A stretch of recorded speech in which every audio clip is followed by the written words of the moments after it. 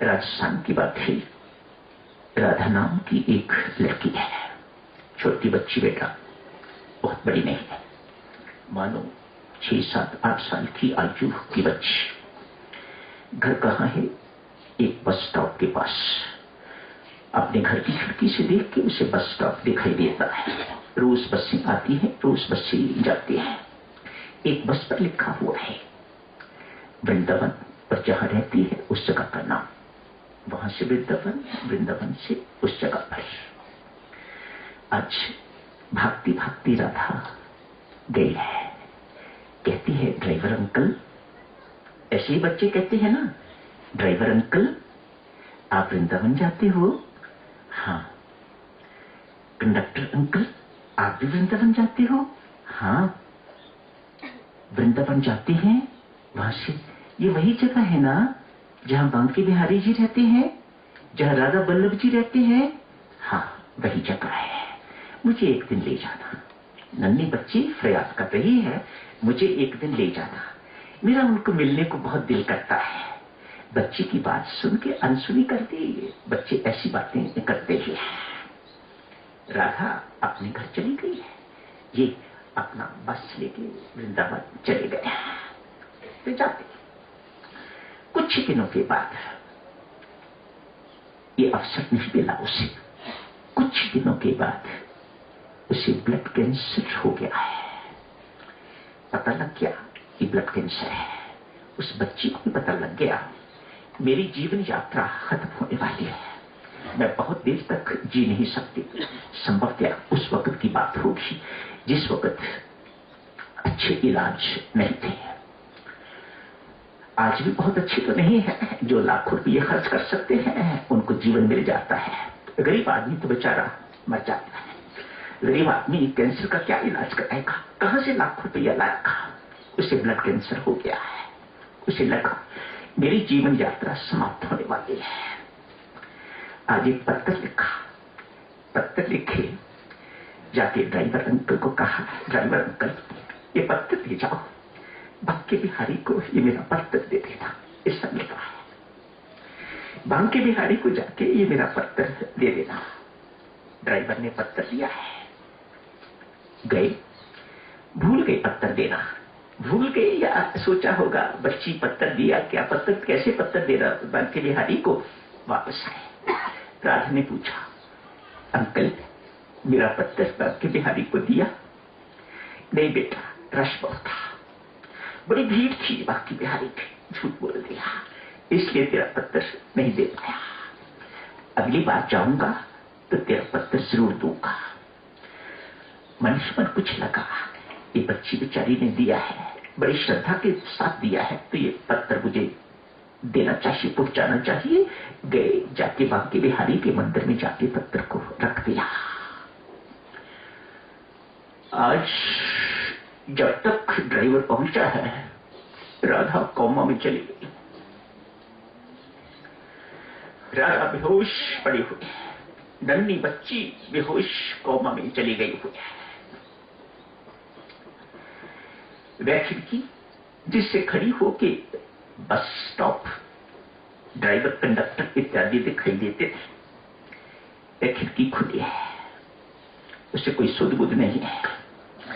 लेकिन महसूस हुआ अंदर से कोई पीतांबरधारी व्यक्ति आया है। आगे आवाज थी, राधा। आवाज थी, आप समझ लो पीतांबरधारी कौन होगा। आज भगवान को पत्र मिल गया है, यही आके कहा, राधा तेरा पत्र मिला है। कुछ नहीं लिखा था, मात्र इतना, बांके बिहारी जी तेरी राधा बीमार है। अपना नाम राधा लिख दिया और कुछ नहीं लिखा उत्तर में, बस इतनी ही सूचना दी है। आके कहते हैं, राधा तेरा पत्र मिल गया है, उठ। लेटी क्यों है? परमेश्वर की कृपा हुई, कोमा से आंख खुली। जब भगवान चाहे तो कौन कोई रोक सकता है? कौन कोई रुकावट डाल सकता है? कौन कोई मार सकता है? जब भगवान जिलाना चाहे तो कौन मार सकता है, और जब भगवान मारना चाहे तो कौन जीवन दे सकता है? कोई नहीं। राधा उठ, आंख खोल के देखती है, लगता है ये बांके बिहारी ही है। कहा, बहुत देर कर दी आने में। उसे पता मेरी जीवन यात्रा खत्म होने वाली, किसी वक्त भी प्राण छूट सकते हैं। परमात्मा से कहती है, आए तो वो पर बहुत देर से आए, बहुत मन था आपसे बातें करूंगी, आपसे खेलने को मन था। बच्ची हूं ना, छोटी हूं, ये मेरे मन की उमंग थी। तेरे साथ बातें करूंगी, तेरे साथ खेलूंगी। तू देख, इस घर में और कोई नहीं है, इसलिए तेरी ही आशा थी, तेरा ही सहारा था। बहुत देर से आया। नहीं राधा, क्या हुआ है? अब उठ, खेलते हैं, बात करते हैं। भगवान श्री राधा के पास गए हैं। बच्चियों, सच्ची कहानी है और बहुत देर की कहानी नहीं है। कहते हैं राधा का शरीर नहीं मिला, भगवान ने उस शरीर को अपने अंदर समा लिया, अपने अंदर समेट लिया। जैसे मीरा मरी नहीं, मीरा का शरीर भगवान श्री कृष्ण में प्रविष्ट हो गया, ठीक इसी प्रकार से इस नन्ही राधा का शरीर भी भगवान में प्रविष्ट हो गया। मुझे और कोई कारण दिखाई नहीं देता। बच्चियों, बच्चों, सिर्फ एक ही कारण दिखाई देता है, सरलता के कारण जीवन की सर्वश्रेष्ठ उपलब्धि उसे उपलब्ध हो गई। सर्वश्रेष्ठ चीज उसे मिल गई अपनी सरलता के कारण, निष्कपटता के कारण।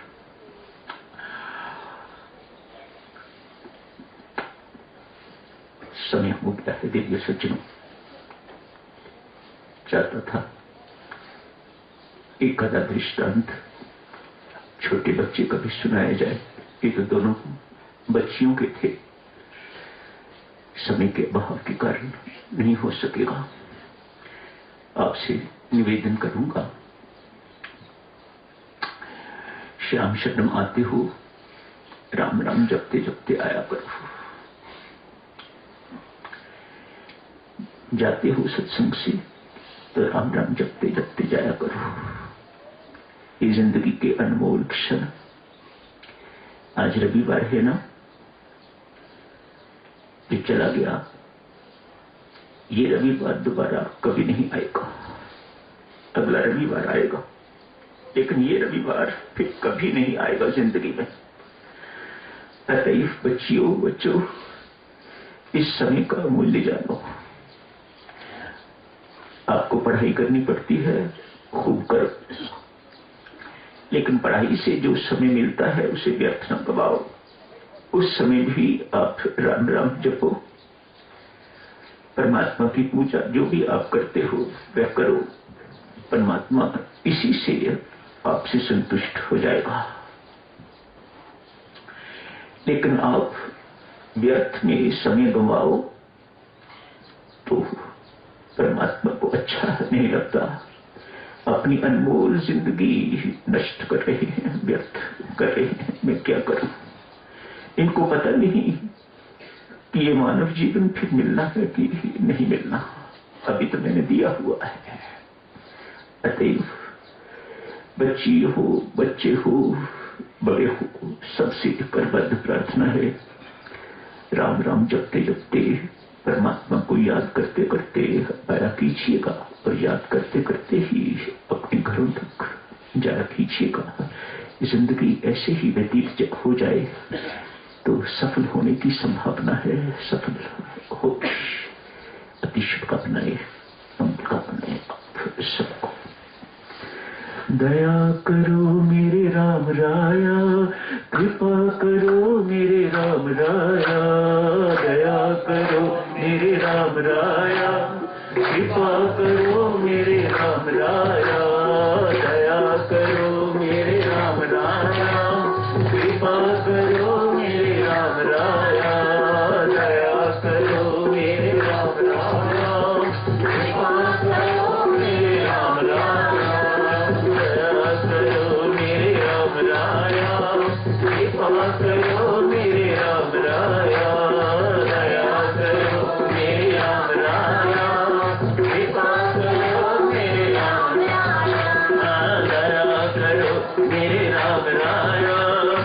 कृपा कर